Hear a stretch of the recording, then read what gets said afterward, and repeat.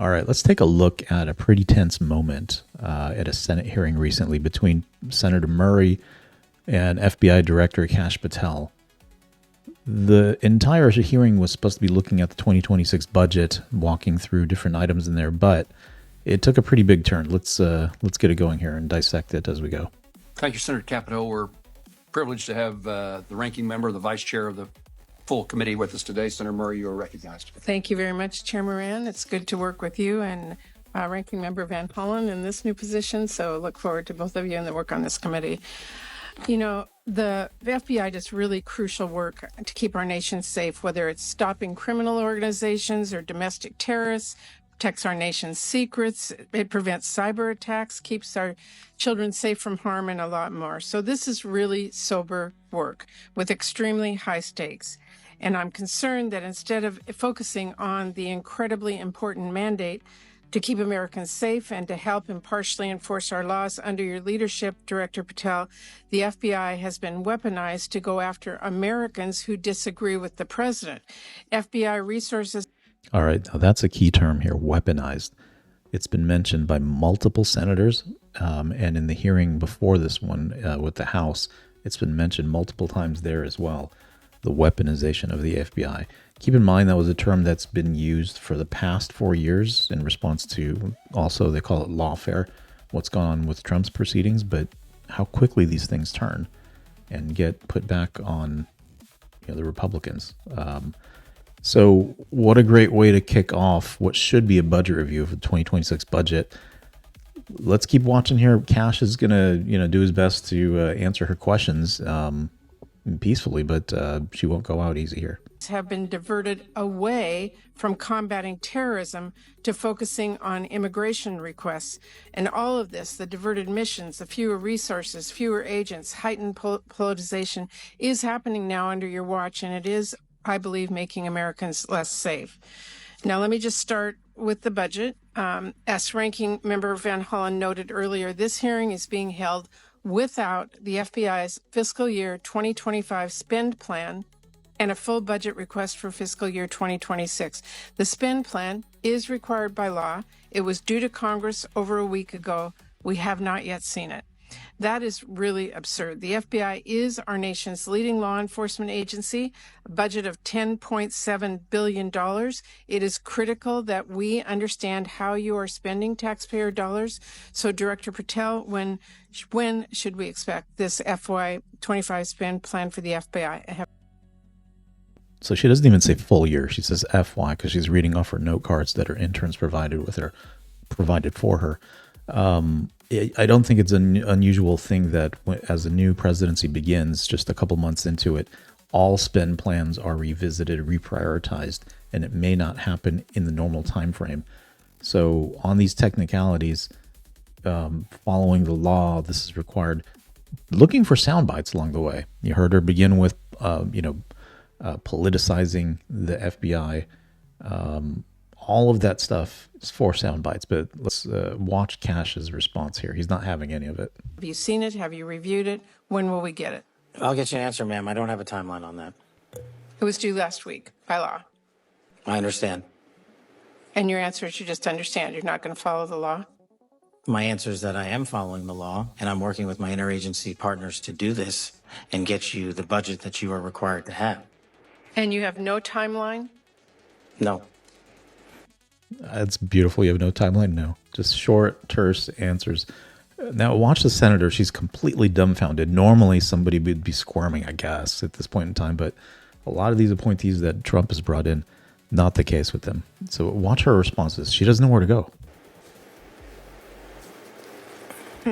Well, we also need a full budget request, not a single paragraph full of wild talking points that we saw with the skinny budget proposal. We're now having a budget hearing without a budget request. So, Director Patel, where is the FY 2026 budget request for the FBI? It's being worked on, ma'am. Have you reviewed it? Have you approved it? Not yet. When will we get it? As soon as I can get it from my interagency partners and get it approved. 6 months from now? I don't know, ma'am. I'm not Well, gonna how make do we as Congress do our budget and our work without that request and without the spend plan? Well, ma'am, I'm here. I'm Don't doing the care. best I can. I can't make up answers. I'm going to commit to you to work on getting you the information you need. That is insufficient and deeply disturbing. No response? I've given my response. That's absolutely beautiful. So the senator takes a tactic of like, I will kill them with silence, right? Silence, normally the corresponding person feels like they have to fill that gap of silence. There's kind of a tension that builds, and information starts to come out, which they can then pounce on. Very nice job by Kash. Good behaviors on his part. He just, stared back at her like, I'm the king of awkward silence, not you. And there you go. You've had my response. Again, she's dumbfounded. The FBI is already down 1,900 employees since 2023 as a direct result of the Fiscal Responsibility Act. And under the Trump administration, FBI agents, analysts, linguists, cyber experts, and scientists are being asked to do a lot more in order to keep us safe. Director Patel, we all know that budget cuts will reduce the FBI's ability to counter threats of terrorism, and it will hinder its ability to keep pace with firearm background checks and shutter operations that combat violent crime, drugs, gangs, and transnational organized crime. Now, I understand that you told our House colleagues yesterday that you don't want to reduce the FBI workforce, meaning that you disagree with what President Trump is proposing?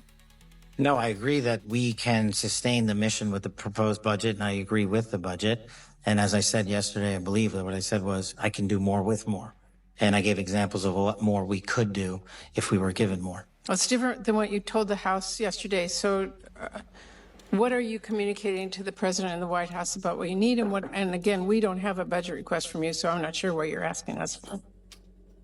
I'm not asking you for anything at this time. You can operate without a budget? I never said that. Well, this is... I mean, this is some remarkable work. Poised, just staying on point.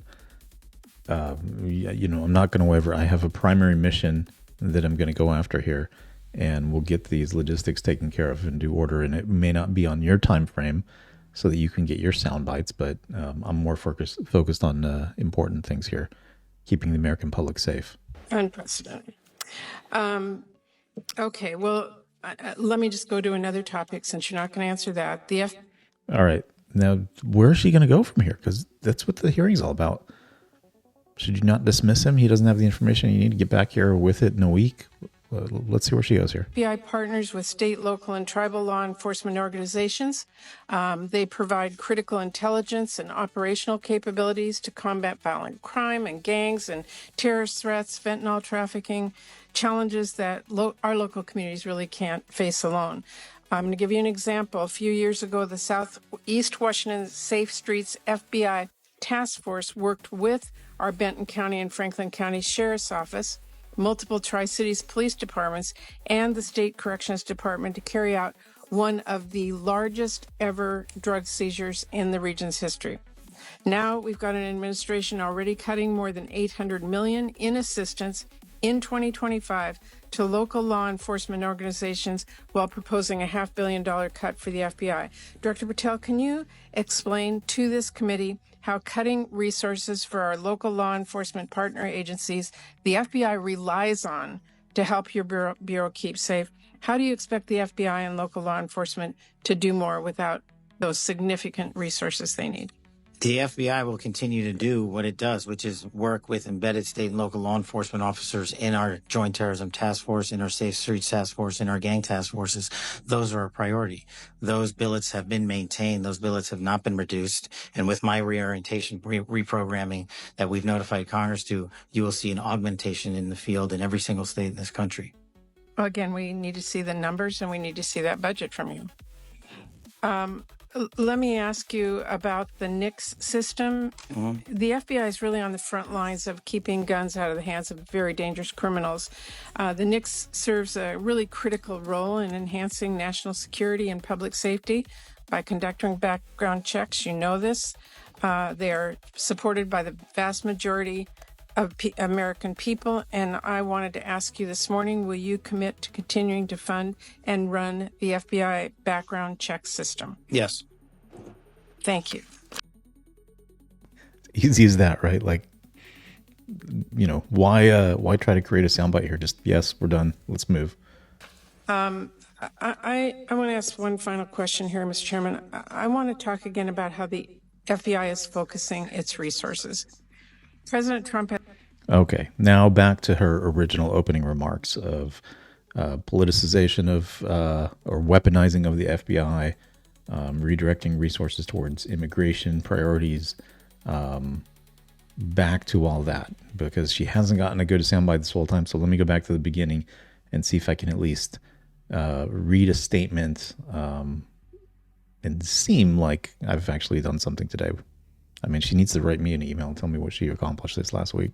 turned the Department of Justice into a tool to go after his perceived enemies, and many of the actions we have now seen at the FBI are alarming.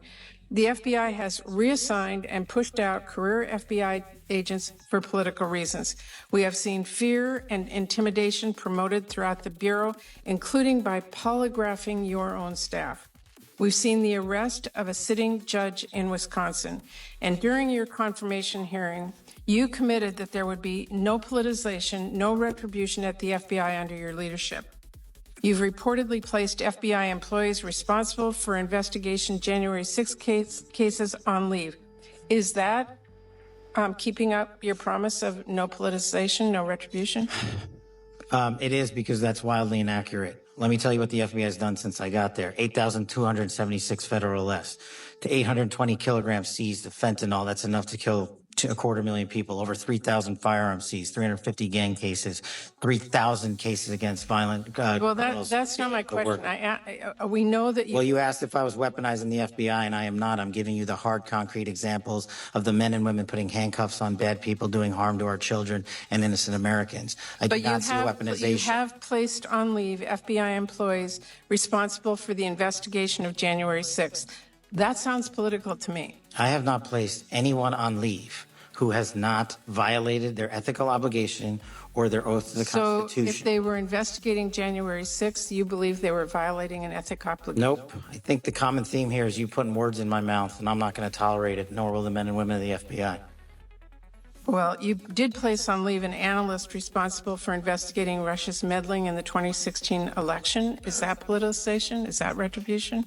No, not if she broke the law or the ethical guidelines. I don't know which case you're talking about, but that's the standard. And we will hold ourselves inwardly accountable, and we will not be strayed from our mission because people think we are politicizing the Bureau. If you want to talk about someone who was attacked by a weaponized Bureau, you're looking at him. And now he's the director of the FBI, and he's cleaning it up.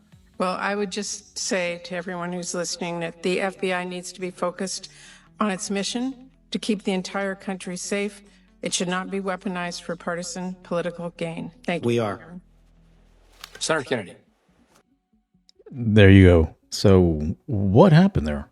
Right? She attempted to throw out some talking points, again, written to her by her interns, or maybe Nancy Pelosi handed to her. Weaponization has been a common theme of the FBI that they've tried to hit him with when he was at the House committee meeting, this oversight session as well. Not going to work. Good techniques, honestly, throughout it. Just listening, short answers, no need to elaborate. Standing firm on statements made, like yeah, I'll get that budget to you as soon as possible. Not committing to arbitrary timelines or dates on things. Just, not allowing them to pin you down or to create some bizarre soundbite that's going to get played on the Rachel Maddow show. All right, guys. Thanks for watching, and we got more analysis coming up in the near future.